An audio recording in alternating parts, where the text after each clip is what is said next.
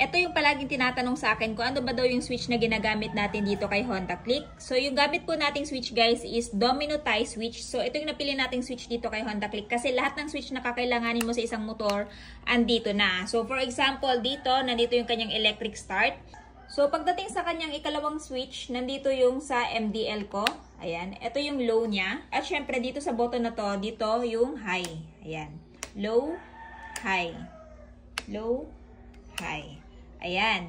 So, pag umaga, pinapatay ko yan guys kasi hindi naman natin kailangan ng MDL pagka umaga. Tapos, ito naman sa ilaw ng domino tie switch. So, gamit na gamit to pagkagabi.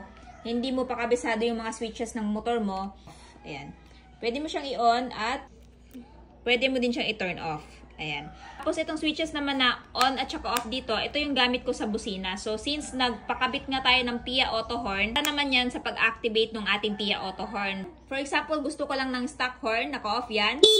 Yan lang yung maririnig nating busina. Pero kung gusto kong i-activate yung aking PIA Auto Horn, i-turn on ko yan. Sabay yung stock horn at saka yung PIA Auto Horn na nagbubusina, no? Kapag gumagamit tayo ng busina. Pagdating naman sa switch dito, of course, syempre, alam naman natin kung ano to. Turn signal switch, ayan. Ayan. Left and right. Para dito. Gusto ko nga may hazard light si Click. Meron din itong domino tie switch na switch para sa hazard lights. Activate natin to. So, ayan guys. Yan yung switch para sa hazard light.